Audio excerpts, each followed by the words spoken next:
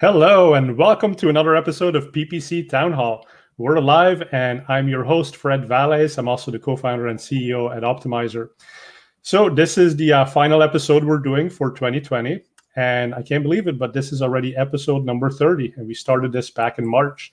So thank you for joining us, and we wanted to bring back some really great panelists to do the final episode. So we've got Joe Martinez, Michelle Morgan, two people you've seen before, and then we have Patrick Gilbert, who's a new panelist. So they're going to be sharing with us today. And some of the topics we wanted to talk about, we wanted to stay, relatively tactical for all of you joining us.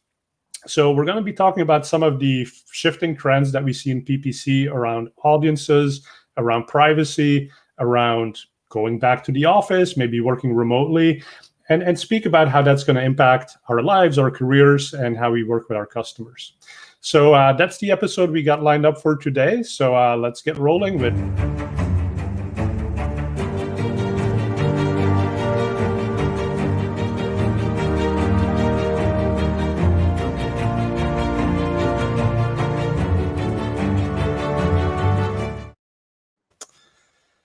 All right, and here are our panelists for today. So, Michelle, good to have you on the show again. Welcome back. Fred. Thanks for having me. Where are you calling from? I am in snowy Indianapolis. We have our first snow day today, and I already hate it. So that's about how it's going. Yeah. And is that early or late snow for Indianapolis? It's airing on early, but it's pretty normal. Yeah, okay. It's already December, right? Yeah. I'm in California, in the Bay Area. I'm still in short sleeves, as you can tell. Jealous. Right? Yeah, I've been complaining about the rain that we recently got, so we could use it. I'll trade you. The once a year rain. I don't know. I mean, honestly, I'll trade anyone at this point for the ability to get on a plane safely and just get out of town. I'll even go to the snow. Joe, welcome back as well. You're still in the same basement as last week, right? Yep. I haven't moved. All right. Your beard is just a little bit longer. No, it's I already shaved already, so you're welcome. Yeah. For those of you who didn't join us last week, Joe's in his basement in Milwaukee. And one thing we love to do is everyone watching, if you want to say hello and where you're calling us from, and tell us what the weather is like and whether you hate it or love it, right? Makes it a little bit more personal. And then we got first timer, Patrick. It looks like you're looking outside the window is it raining? Where are you right now? So I'm in Long Island, New York. I had to double check. There's many days that I'm obviously in my bedroom, but there's many days I go by where I forget to open the shades and just completely miss. I don't know what day it is. I don't know what month it is. I have no idea if it's light out, dark out, raining, snowing, whatever. So we're just taking it in strides. Yeah, many of us before it's like Groundhog Day these days, right? Absolutely. Hey, we got Ari saying Patrick is my hero. Thanks, Ari. Yeah. So you're the first timer on the show, right? So tell people a bit about who you are and what you do. Sure. I'm the executive director at a venture media group. We're based in Long Island, New York. We've been around for about 7 years, started as a traditional PPC agency, like a lot of other folks that I'm sure are familiar with the show. Over time, we've grown into more of a consultative digital advertising house where we work with clients, not just on the execution of the paid media, but also the planning, the attribution, everything that kind of goes along with strategy. But one of the reasons I'm here is just authored and released a new book, Join or Die, Digital Advertising in the Age of Automation. It basically, it tells a lot more about who we are as a company at a venture media group, but also a lot about what's happening in the digital advertising space with automation, machine learning, and my personal experience with it, and what I think is going to happen with the future of digital ad agencies. I mean, I love that. So, Patrick, what's going to happen? And let me focus that a little bit more first, if I may. So, sorry, oh God, my coffee machine. There's my technical fail for today. My coffee machine is coming down behind me. But obviously, none of you are at the office, right? You think you're going to go back to the office in 2021, and as an agency, how much does having an office matter? What are your thoughts on that? I guess I'll take that. So we'll definitely go back.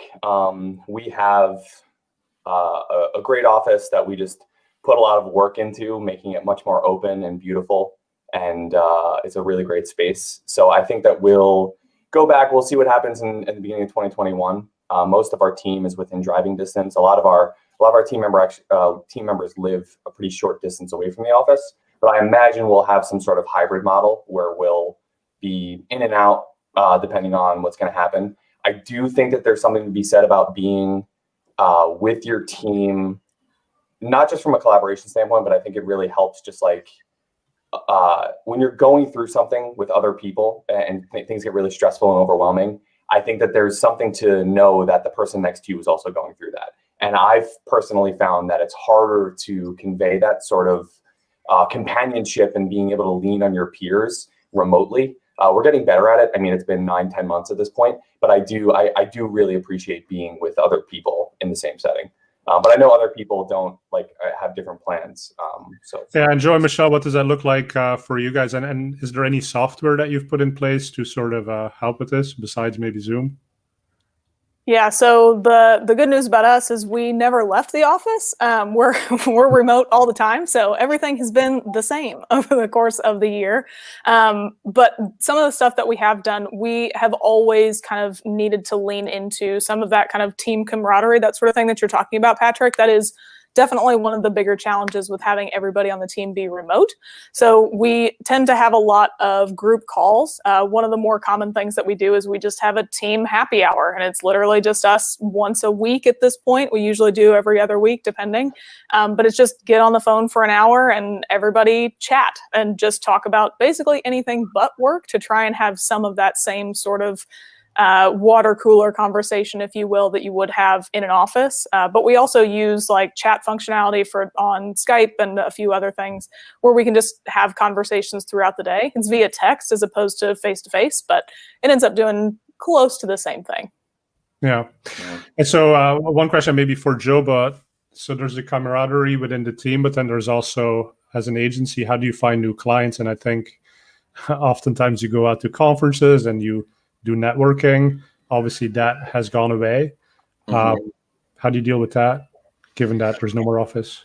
Yeah, I mean, we still kind of the way that we've always done it is reaching out as much as possible. So there's always at least a couple Clix blogs going out every single week. Besides Clix, all the other industry publications that our team is writing for, it's heavily encouraged. Michelle and I have the YouTube channel, just looking at alternative ways that, besides that in-person type conference, we're still doing webinars and the virtual conferences itself. So we're still making the reach out there, but I think there has to be more effort in just different ways that we have gone about doing it than just expecting that conference itself. And I think, speaking for ourselves, I think one of the biggest ways Clix has always gotten business has always been referrals. So, I mean, as long as we keep doing the good work, we haven't really seen the dip there. Yeah, and I suppose people are still communicating virtually, even if they're. I just sort of feel like there's that whole. When people go to conferences, they loosen up a little bit. They have a few drinks, to be honest, right? And that's what comes out about, like, is this agency actually good? Yeah, I found out personally just doing the virtual conferences, like they're good for the reach, they're good for the awareness. People like hearing that on pitches and everything. So I think it helps from that sales aspect that you could say we're still involved in all this. But in terms of like getting the direct leads, like to me, it's night and day. Like you can talk to people who watch you present after, and you'll get people walking up to you in a live person conference. Yeah. So many of these ones that were typical good conferences switch to virtual. It's just dead. You can't tell people are paying attention. There's like nothing afterwards. There's no follow-up. So it's definitely a big difference, but it's also one of the ways that we're not really hurting from it. And it's sort of weird because now you do these virtual things, and actually we have much bigger audiences than if we did it in a room at SMX, for example, where we'd be splitting the audiences with so many people. And because people can go on demand, there's a bigger audience. But you're right, you don't get that sense of like, am I actually connecting with the audience? Is this like over their heads? Are they entertained? And, as presenters, we sort of tweak to that. So that's the challenge here as well, right? Completely. Yeah, I have been known to stomp on the stage to make sure people are paying attention. So I really need that feedback. So just talking out into the ether is a little bit strange. Yeah. Have you ever walked out on a presentation just to see if people noticed?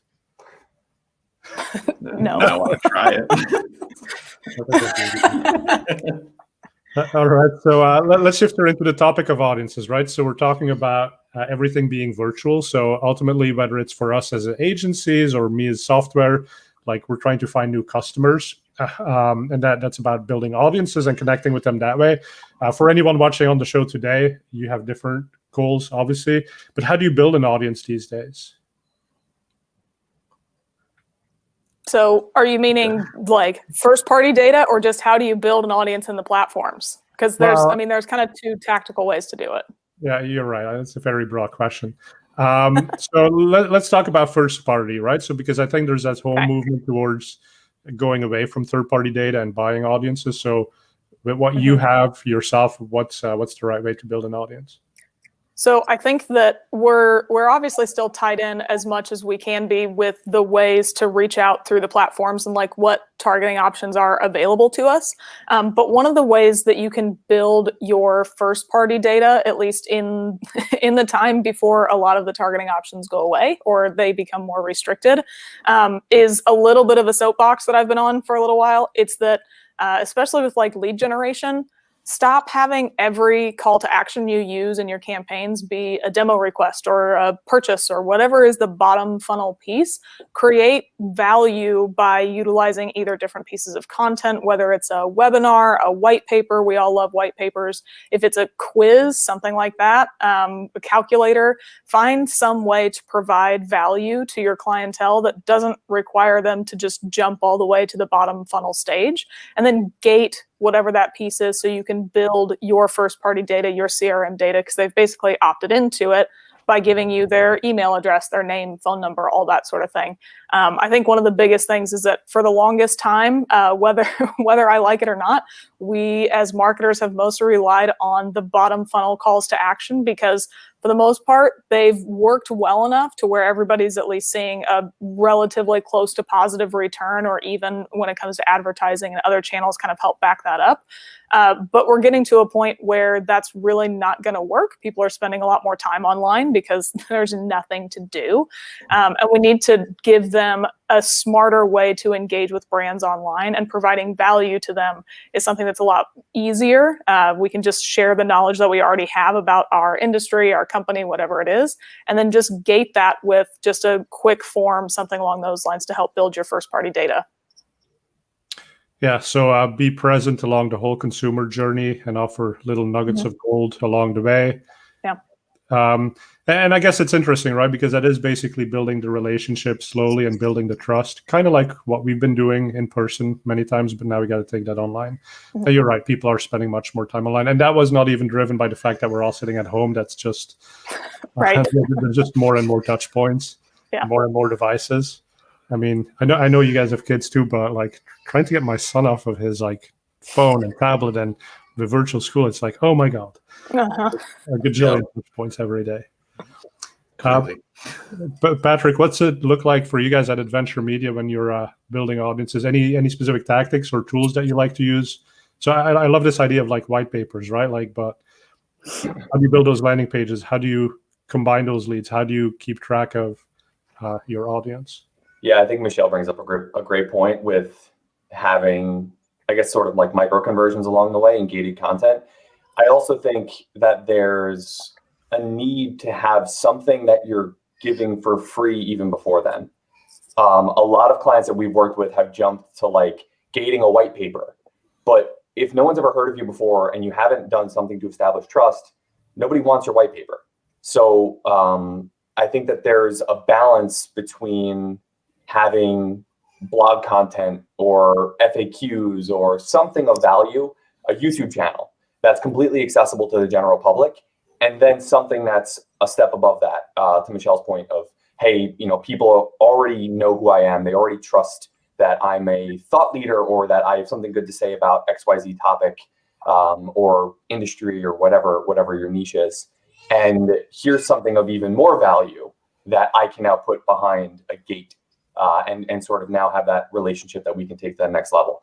And I think that's a great way to meet massive reach, but also kind of creating that conversion funnel at the same time. Because ultimately, if if people are ultimately going to pay for whatever your product or service is, they're probably going to be willing to take those golden nuggets along the way that you've kind of expressed there. So that's something that we've been talking about clients. Like, you can't just have a landing page with one call to action, or a landing page with one call to action, a sub call to action says download our white paper. You need something else that shows who you are and shows that you're worth anyone's time.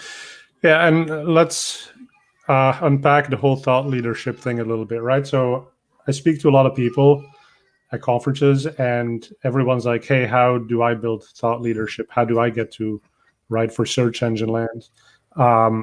Michelle, you were the #1 most influential PPC expert of 2020. So you've obviously figured something out here. Joe, I piggybacked. and then, Joe, you weren't doing too shabby on that list either. What were you, number 3? 3. And I was stuck in number 6, I think, or number 5 or whatever. And Patrick, you've written a book, right? So obviously, I mean, these are all thought leadership plays that we've made. But how do you start with that? I mean, if you don't have it right now, because it's easy to say, like, put the great content out there and produce something of great value, but that doesn't mean people are going to find it. Right? So how do you start? For us, I think it's in terms of dedication. I know a lot of people could say, like, oh, like you said, how come I'm not writing for anything? You know, have you even put in the effort? I think so many of us who've done a lot of speaking, writing, presentations, we've stayed up late at night finishing decks. We've worked on weekends to do these blogs, these presentations.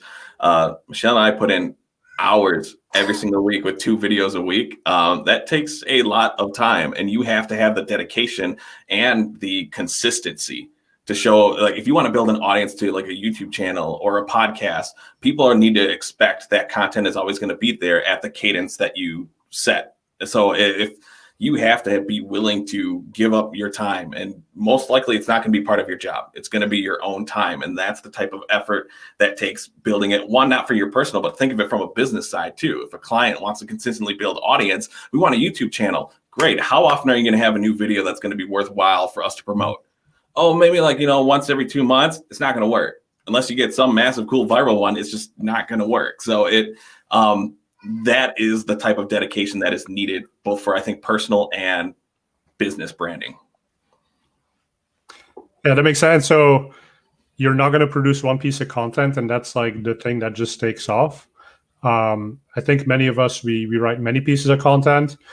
And so, for example, the book that I wrote, I don't know how long it took you, Patrick, but it was basically the culmination of 2 years of thought, of initially speaking to people, then starting to blog about it, then sort of refining the message, and then putting it all together, and spending countless hours actually putting that book together. And then it's funny because now that book becomes sort of the one piece of content that you can give many presentations about at many different locations. But just to get to the point of having that content is a 2-year process. And then the other thing that I've personally found is, you work with people in the same industry, like that is a great test audience. Like, have lunch with it. So when I was working at Google, right, like a lot of people stopped having lunch together. They would just like work at their desks. And I was like, that's stupid, because like that lunchtime, that's the best time you have to actually interact with people and just throw some random ideas out there. And maybe it's an idea you've been developing, but like, how do you phrase it? How do you verbalize it? Do you have it down in a way that it actually makes sense to people very quickly? And so that was part of my process of helping to build presentations and explaining difficult concepts in PPC. Right. So, and if you don't have that, find a network, right? Find a community of other PPC experts, and then like do those little small interactions, because that eventually leads you into having a really succinct message that you can blog about, that you can speak about, that you can put in a presentation. And then, by the way, like when you do these presentations, film them, because a lot of speaking panels these days, they ask for a video, like show us what you've done before. And you may not have that, right? You may not have spoken to a big audience, but at least they can see you on stage having some presence, some charisma. And hopefully that's something that convinces them that you're ready to get in thought leadership. Yeah. I mean, it took me 2 years of pitching to like search engine land conferences and everything. It took me 2 years before someone accepted me. So it's one of those things where you may not get in right away. It can be tough, especially now that there's really aren't a lot of conferences and people are sticking with what works for a little bit. But like, I think you have to have the dedication and the willpower to just keep it going. Yeah. But I think the counterpoint to that is it's also a new opportunity, right? Because they want the speakers who are known to do well, but because it's virtual and because they could have more sessions and because there's actually a lot of companies, I mean, PPC Town Hall didn't exist last year. There's a whole bunch of new webinar type things that just didn't exist. So these are opportunities to get your feet wet. And then when we go back to being on stage, you'll have something to show. Patrick, Absolutely. you wanted to. Yeah, oh, hey, Isaac's watching. Lovely. I think if you want to make a commitment to producing high quality content, you also need to have a commitment to consuming high quality content. On a consistent basis, you really need to be seeking more education, more perspective, and challenging schools of thought. And I think that's something that not enough people who are trying to break into the thought leadership space have really sought out a unique blog or a book that other people aren't talking about, because that's going to help you get a unique voice. And as part of that, I think, Fred, to your point of spending 2 years on a topic, kind of playing around with these ideas in your head and then being able to translate it into a book, part of what I find so valuable out of writing content or talking on a podcast or writing an article, whatever it is that it holds you accountable to really know your stuff. One of the most humbling experiences for me was when I was writing Join or Die. A few of the earlier chapters talk about some basic principles in the Google Ads platform that I really needed to make sure I knew.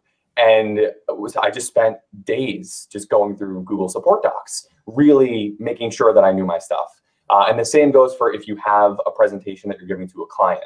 You really want to know your stuff. You're going to do your research. You're going to do the hard work. And I think that's the ancillary benefit of producing content, is that you'll hold your own expertise to a very high standard. I know, and it's nerve-wracking, right? When you put that book out and you're waiting for the reviews to come in, you're like, oh. But you've done pretty well. You got a 5-star review on Amazon right now? What's that? You got a 5-star average rating on Amazon right now? We're doing well so far. Yes, I appreciate to everyone that has contributed with a review. But yeah, to your point, I mean, literally, this the book took a little over a year to write. And I kept having to go back and change things because the platform was evolving and policies were being updated. It was very stressful. And let's talk a little bit about another thing, thought leadership related. I'd love to hear from Michelle on this, but I think a fear that some agencies and some practitioners have is that, to produce really good content, you got to spill the beans, you got to share the secrets to some degree. And it's like, well, is that taking away my competitive advantage then? So how do you guys think about that at Clix? So to be quite honest, it completely goes against the normal logic, because you would think, oh, I tell people what I do and it gives away all the secrets and all that sort of thing. That's not actually really the case, because you can talk about a high level kind of strategy and an approach to doing something. But when it comes down to actually pulling the levers, punching the keys, all that sort of thing, it's going to be different for every single business that you engage with, and everything is going to be a little bit different. So even though you're talking at what seems like a very strategic level about a specific strategy that you roll out or a tactic that you have, whatever it is, it's going to manifest very differently for every business that you roll it out with. And I have found that usually some of the more specific and new strategy types of discussions that I have, people actually end up coming to me more because that's the kind of stuff that they don't normally encounter. They don't read it in a blog post. They can learn what their keyword match types mean and all that kind of stuff in a blog post. But if you're talking about audience shaping or something along those lines, people want you to do that for them rather than them having to learn how to do it. So it actually is a little bit counterintuitive, but usually when you show your thought leadership, there might be some other agencies that start to kind of take what you do and morph on it. I'll admit I'm guilty of doing that from other people's presentations. If I'm not learning from them, then why am I even there? Yeah, exactly. We all do that. But it actually ends up growing business more when you talk about some of your more specific strategies. You just don't give away every single little nitty-gritty decision that you make, because first of all, that would be a super boring presentation if you did that anyway, because it's not going to apply to everybody in the room and you're talking about stuff that people don't care about. So it actually works in your favor to talk about things that are more strategic and thought leadership oriented, even though it might seem like you're giving away all your secrets. Yeah, makes sense. So my producer's egging me on. He's like, hey, we promised people we talk about omnichannel, so let's talk about omnichannel.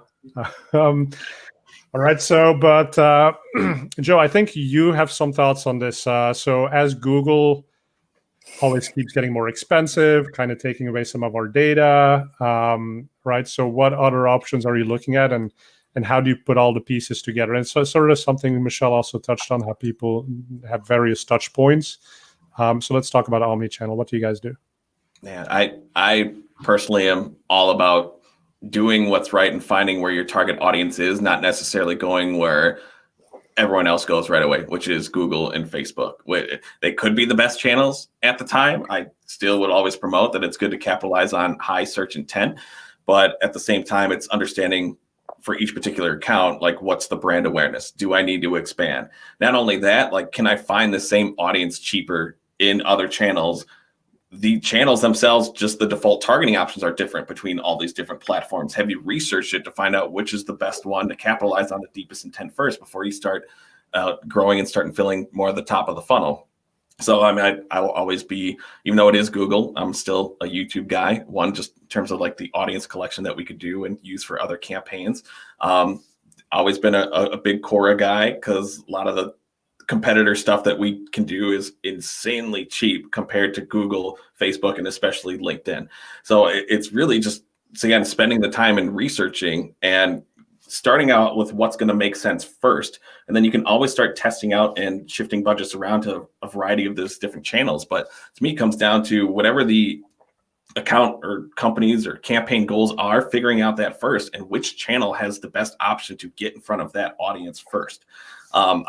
I never am going to go to just, okay, you need to go all Google or all Facebook first. I don't have that mentality anymore. And I actually really hate that mentality, because it just, to me, doesn't work. I'm with you 100% on that, Joe. I think like one of the things that we've certainly improved upon over the last couple of years is especially B2B clients that have pushed back and said like, oh, well, Facebook's not for us. Like we're an enterprise, like our audience isn't on Facebook. Or a B2C company that's saying like our audience isn't on LinkedIn or YouTube or whatever it is. They're there. Like the data shows that they're there.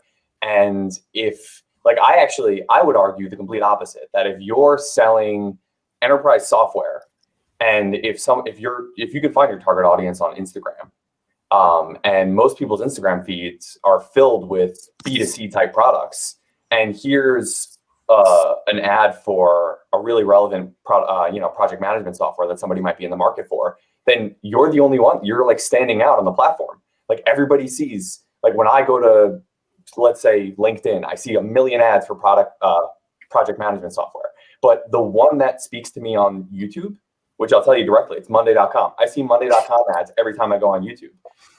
And I've never used Monday.com, and I'm doing free advertising for them right now. They've been able to reach me across all these platforms. And the next time I'm in the market for a product like that, they're the first ones that are going to come to mind, because they've been willing to meet me everywhere I go. Yeah, it's surprising how much you can find your audience in other places. While we still have the third-party data available, like I absolutely love targeting somebody on LinkedIn and then creating an audience of those folks on Facebook and following them around Facebook, in the creepiest ways, because you can reach your enterprise clients on Facebook, because almost everybody has Facebook, right? I mean, maybe not the younger folks, but they're not going to sign a contract at a big company anyway. Sorry, it's not your job yet.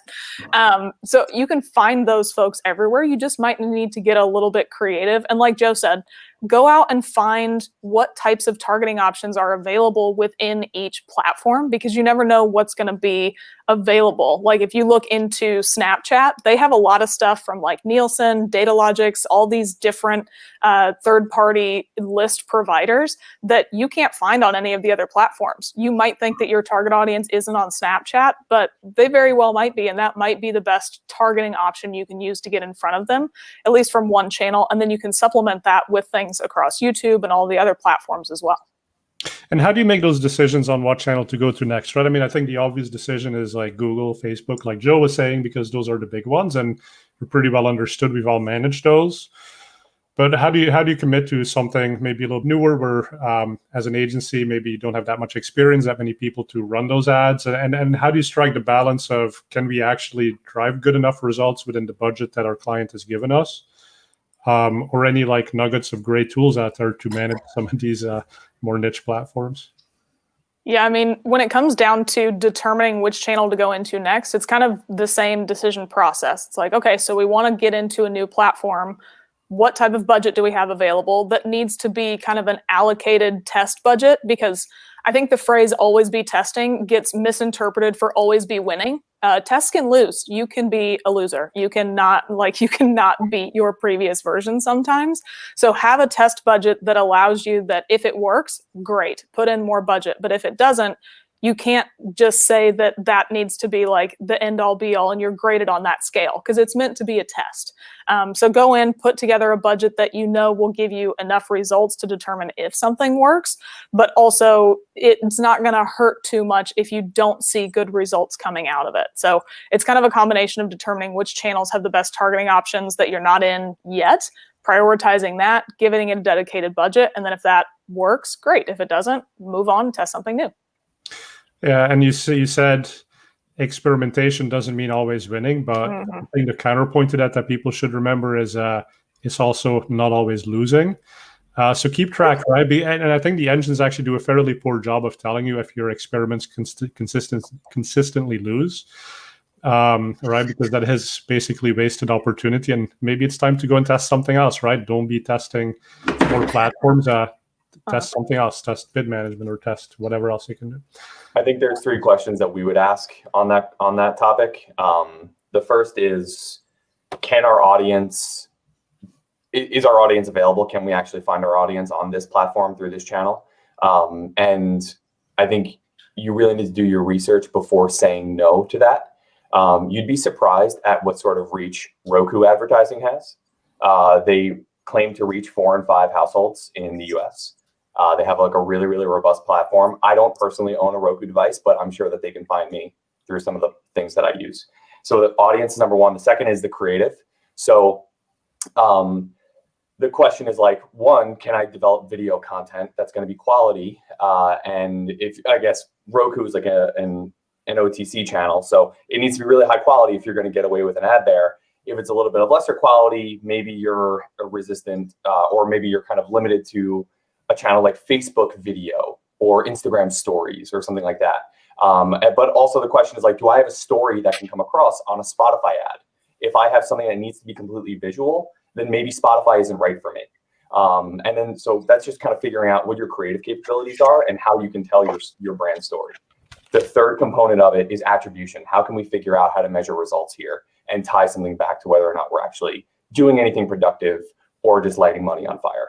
And figuring out, it's not always just that bottom line revenue number. It's a lot of times, especially with some of these more top funnel types of channels, you need to figure out what is that minimum viable conversion. The MVC is like a topic that we throw around a lot. What is that minimum viable conversion that we're optimizing for with something that's a little bit more broad that we can measure against a different type of similar ad channel? Yeah. And MMA is making the point there that if Google Ads take the closed approach, then we're all screwed. So I thought it was interesting. I was reading the Wall Street Journal this morning. This was the ad on the back of the front section. And it's basically Facebook going to war with Apple right there in the newspaper. So Facebook complaining that Apple is making it hard to do very specific audience targeting. And then basically making the claim that that's going to kill small business who relies heavily on the Facebook ad platform. And at least acknowledging that Facebook itself will be hurt by that decision from Apple. but kind of framing it as it's actually hurting the small businesses more.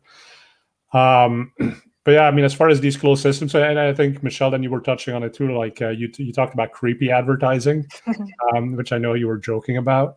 But creepy advertising is really when you start talking to one person individually, and you're like, hey, Isaac, I know you don't have a Roku TV, but like somehow we snuck into your TV anyway and told you should be buying Monday.com.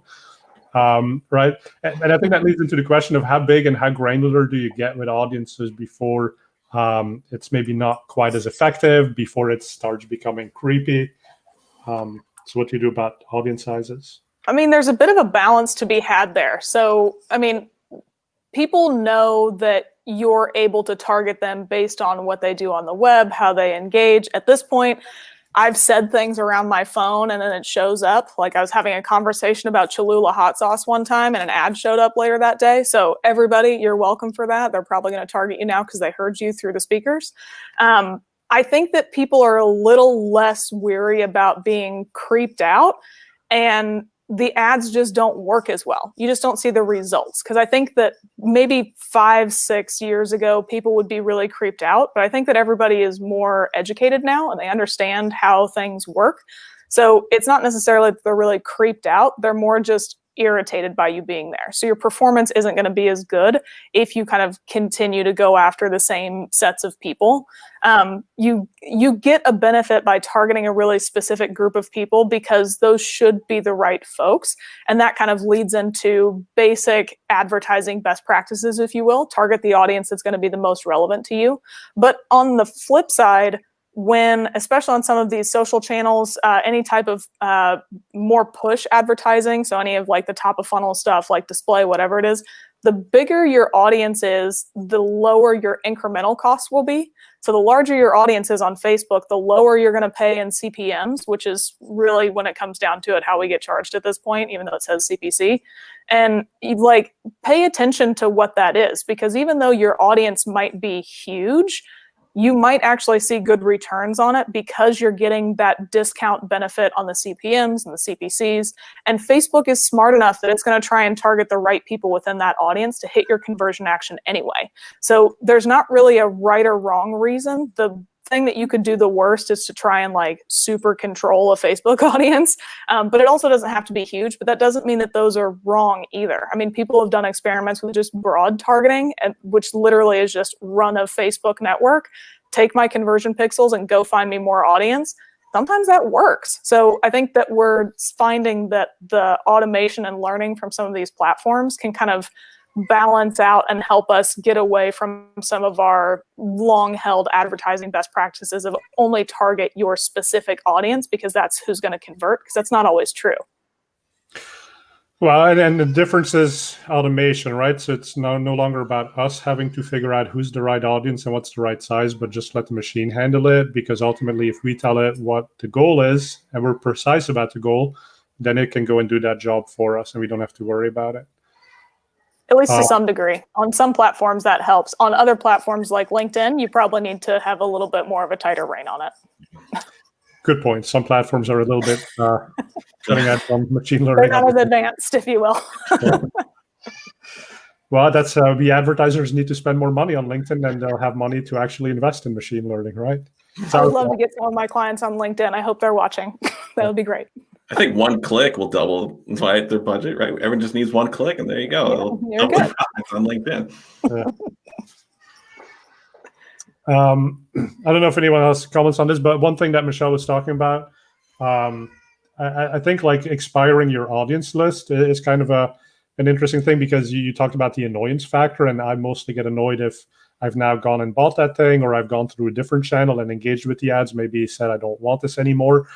And that then becomes a challenge to an omni-channel, right? So if you have so many channels running now, and you're kind of leveraging the audiences across them, how do you also communicate that, okay, the user has bought it, we're done, we don't need to bug them anymore, or we switch on actually smartly to the next set of ads, right? So somebody's just purchased a car, maybe now's a good time to sell them a service plan, something that's actually useful in that scenario. Any tricks there that, or how do you think about audience expiration? Do you expire it pretty quickly? I think it's a great topic that honestly, I'm going to spend more time thinking about. I think probably in the last year, we've probably, as you expand to different channels, I think it's natural to say like, oh, what's their like retargeting capabilities? And you just like activate retargeting and you never think about it again. And you measure it within that silo. And then all of a sudden you turn around 6 months later and you say, wow, we spent a lot of money on retargeting ads across 6 different platforms. And it's really hard for me to say what's actually moving the needle here. Whereas earlier this week, we did an analysis for a client where we actually saw that we were really hurting our profit margins by over investing in retargeting, that these people are going to come back. It's a media company, so they make ad revenue every time someone comes back to the site organically. And if we actually pull back on our retargeting, our overall profit margins will go up, which will allow us to further invest in new traffic. So I think being able to think about, okay, well, at what point can we say this person's going to come back to the site, whether or not we show them an ad? And how can we craft our audience lists around 10 like variables like that to be able to find those efficiencies throughout our different campaigns. Yeah, and I suppose that's a bit of a pet peeve that most of us have with Google and the automation systems is that, listen, who's going to be the cheapest and easiest audience to get to convert? It's the ones who've been there before, the ones we've already invested a lot of money in SEO to get people to our site. And now PPC just wants to go and take the credit and do the easy thing. And so it sounds like Google is moving a little bit more towards allowing advertisers to set flags for, is this a new customer? Are we prioritizing new customers? Do we want store visits? And at least letting that weigh a little bit on the machine learning decisions. I would say when it comes to the specific like challenge that you're talking about, Fred, with trying to get rid of people who have converted already, or at least shifting them to new ads. I've talked about this before. There are basically 3 ways that you need to try and mitigate that type of thing. And you need to do it across all of your channels. Use all the scripts that you have available. So all the cookies and stuff that we keep talking about are going to go away. They're not gone yet. So use them for now. So use them as much as you possibly can. Build audiences that when somebody hits your thank you page, they're automatically excluded from campaigns. Set that up in all your channels and just have it be an auto exclusion, because those are automatic. As soon as somebody hits that page, they'll be excluded from the campaigns. On platforms like LinkedIn and Facebook, they have engagement audiences where if you fill out a lead form, something like that, within the platform, you can exclude those users from your campaigns moving forward. The downside of that is you can only exclude them from those channels, because you can't really exclude somebody who filled out a Facebook lead gen form in an audience that way on Google. But that's where your customer audience lists come from. So make sure that you keep your database clean. We already talked about first-party data, getting as much information as you can. It doesn't necessarily mean that you just have to use that to upload and target people. You can use that to upload and exclude people. And to my knowledge, for the most part, every platform that is self-serve that we have available pretty much has some sort of way that you can upload a list of email addresses, phone numbers. Some of them have like state, zip code, all this kind of stuff. Between those 3 types of audiences, you're going to get the most robust way to exclude people. So yes, it takes a decent amount of management, which goes back to the idea of why do people hire agencies if you can give all this away? It's like they don't want to do the work. They want somebody else to do the work so they can make money for them. We're good at this. They should be good at running their business. So just make sure that you're using all of those different types of audiences to try and exclude people who are already in the funnel, or like you said, send them to the next set of ads that's going to be meaningful for them kind of after they've taken whatever step they've taken.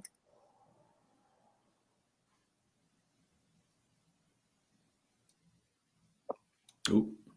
Fred, you're on mute. My daughter was screaming in the background, which would be rather here.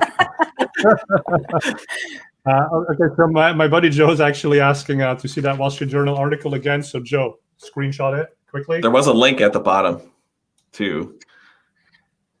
Is that just go to Facebook, sign up for an account? There's a There's link. a full landing page for it. It went around our internal Slack channel earlier today. There you go. fb.com, speak up for small. All right, so you can check that out later. Let's talk about automation, right? So Patrick, that's kind of like the main topic of your book. And actually, do you have the book there on screen so we can show that? Yeah, okay. Fred, I mailed you a copy, but turns out trying to mail something in the middle of like the craziest supply chain FedEx moment of our lifetime is a little challenging. So Just send version 2 right away. Then it's... Yeah, we need some edits already. As this conversation happens, where more and more like the policies are being updated, so we're gonna have V2 come out soon. Yeah, I've got the manuscript on my Kindle from back when it was still a PDF version. So thank you for sending that. But I'd love to have one. Yeah. I mean, hey, Fred Valley's shout out on the back here. So nice. Quote from. But yeah, so let's talk about automation a bit more, right? And I don't think we have to limit it here to just in the audience world or video. But like, what's everyone's favorite automation, and kind of given that automation certainly not going away, how do we work with it? And so one topic that's kind of top of mind for me is with search query data being reduced from Google, like there's fewer ways for us to actually manage keywords, and match types really don't work anymore because even exact matches now have close variants. So these are forced automations from Google where we didn't really choose to use them. We have little workarounds using scripts, so that brings us back to the old way. But at the same time, you could also think about, well, how do I shift, instead of fighting this automation, how do I work together with it to achieve the best results? And so I'd love to hear from everyone. What kind of automation are you all thinking about now, and what are you excited about? So I think one of the most controversial opinions that I think I have is that I'm totally okay. I mean, I'm not okay, but I've embraced the idea that we're going to be losing more and more data, more and more search terms. Believe me, it sucks. I hate it for many reasons, one of which it's harder to like teach this to other people without having data to work with. But it's a reality, and I think it's important to embrace that and then figure out what's next. So one of the benefits to that, though, is that it's forcing our team and others to be more creative about the levers that we can control. And I think that forces you to solve more global, important business problems. So when you're just optimizing based on search terms, you're very limited to one specific signal that's being entered into the search auction. And none of us have the bandwidth or the ability to comprehend the 7+ million signals that are factored into every single search auction. So when we look at a single search term and say, that's a bad search term, I want to add as a negative keyword, we'll never understand the full story, especially when an automated system determined that it was actually worth it for us. Even if it didn't convert, like that was something that was invested into learning. And I don't think any of us can really comprehend what that really means, which I think is part of the reason why we're losing access to that data, because if we have it, then we'll probably use it in a way that's going to hinder performance. But that's kind of a separate topic. But I think just overall, what I'm really excited about is the direction that a lot of these platforms are moving in that allows us to get more creative with translating our business goals into the automation. So I think a lot of people ask, one of the criticisms of the book was that I didn't spend enough time talking about what automation isn't good at. And I think the real answer to that is automation is not good at interpreting what your goals are if you're not extremely direct about what that means. So if, for example, if you have two products that are priced the same on your site but have different profit margins, the machine's never going to learn that unless you specifically give it that data. Or if there's a certain type of product category that you know is more indicative of repeat purchase behavior and is someone that's going to come back and add more lifetime value to your business, then the machine's not going to know that unless you tell it. So there's new beta features being rolled out in Google about conversion rules. So I'm really excited to work with our clients to look at these large data sets, the first party data that Michelle was talking about earlier, figure out what sort of like data can we look at to say, okay, well, these sorts of buying habits, people that bought this type of product are more likely to do X, Y, Z, therefore they're more valuable to us. Let's code that back into Google so we can train the system to go after more valuable customers for us. That's a really, really exciting thing that moves the needle significantly. And I don't think we would have ever gotten here if we were just playing around with search query data all day. Like, I think we needed to be like, have this taken away from us so that it could force us to work on more important things. Well, it's funny, right? Because as agencies, we manage ads, we manage bids, we manage keywords. But so many of us still work with customers that don't even give us proper conversion tracking.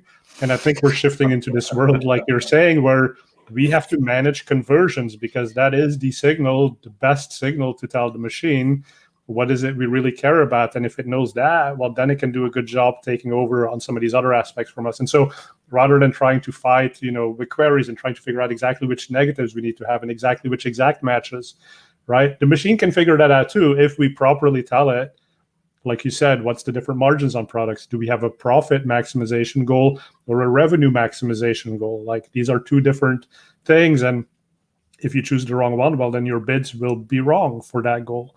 So I think managing conversions is just one of those things that we need to start making part of the suite of things that we do.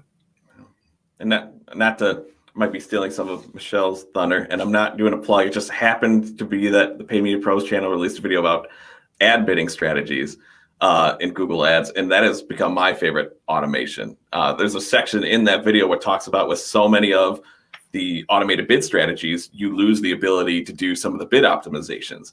And for me, it's like, one, if you know that the quality of conversions is coming through and you can trust, like a target CPA type bidding has become one I've kind of relied on more and more. We found out that, like, it's okay if we know that the quality of conversions are coming through. I don't want to have to worry about every single location, ad scheduling, bid or bid adjustments. Like, I don't want to have to do that for hours every single week. It's like, it's a pain in the butt. So if you can still give me the quality, and we can confirm that on the back end, good. Then let me focus on what is fun about advertising and marketing, and that's coming up with new channels to target, new ad creatives to test. To me, that's the fun part, not sifting through up 15.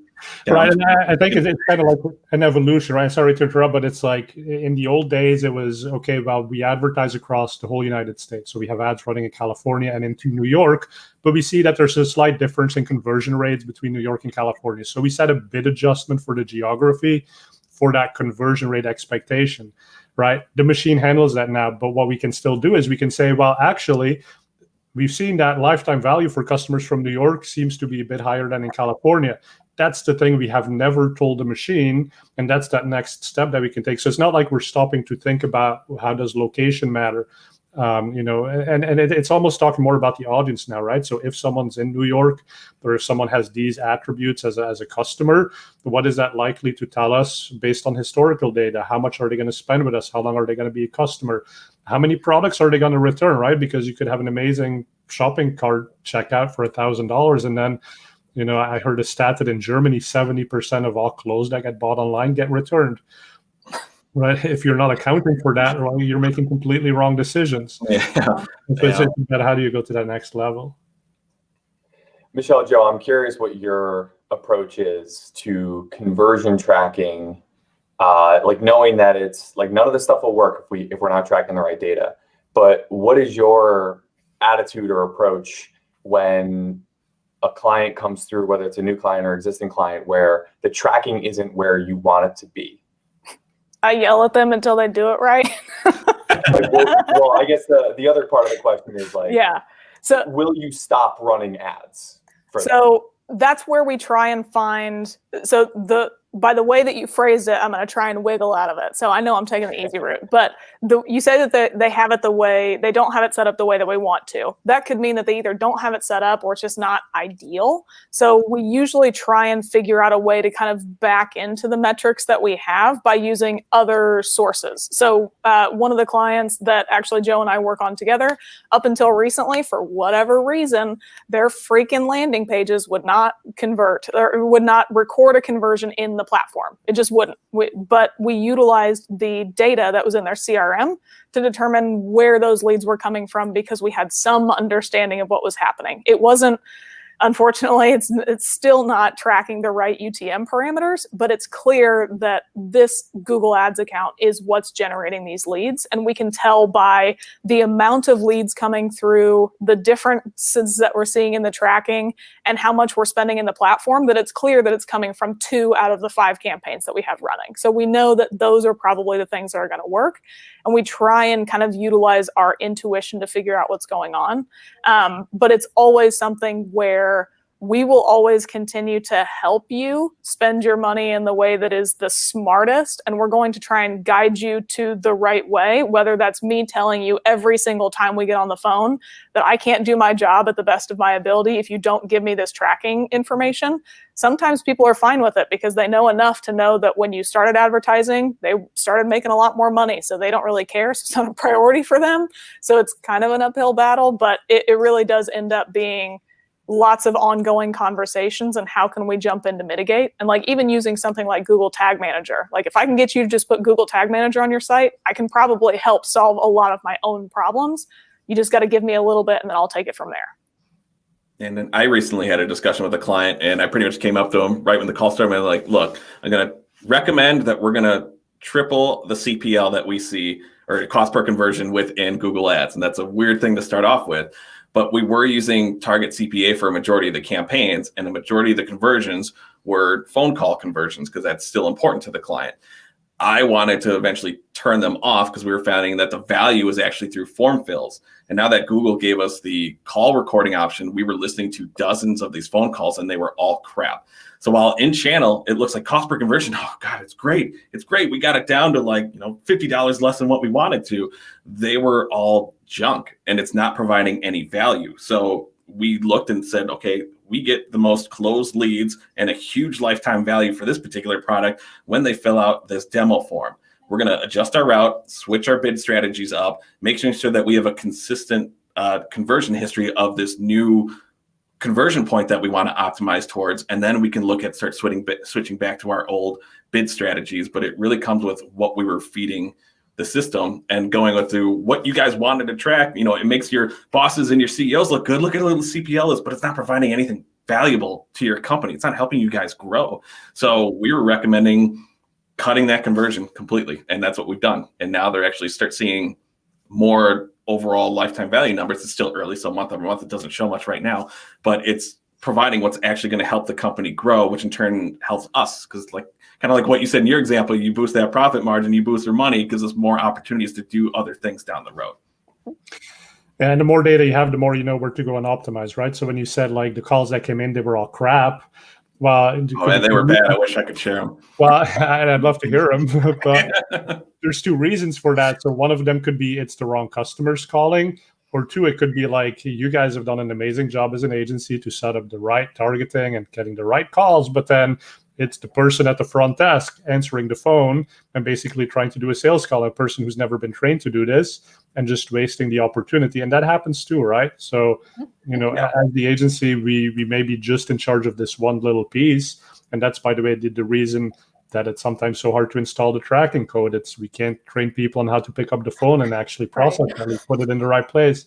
So things do fall apart at the edges of where we work. And then, unfortunately, agencies do get blamed for that, right? It's our fault we gave you wrong traffic. Well, no, it's actually not our fault. It's your fault for not doing the right thing with that traffic. That happens a lot. Yeah. Unfortunately.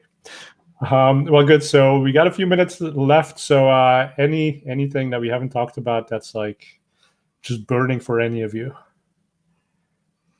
I think the only thing I would say about automation is we always talk about the automation stuff where like it's bidding strategies or, having different scripts run and all that kind of stuff. One of the things that I think everybody should pay attention to is how can you automate things to help you make decisions faster? So automate your reporting where you can. Utilize something like Supermetrics. Have data pulled into a different sheet to where it can be formatted and just have everything really easy to see. Because sometimes in these platforms, it's not as easy to see what types of decisions we need to make. So figure out some ways that you can utilize either a script or third-party software or whatever it is, or even just macros in Excel to figure out a template of a report that you want. And then all you have to do is press a button, it runs, and now you've got the data in such a way that your brain can easily digest, make a decision, and move on.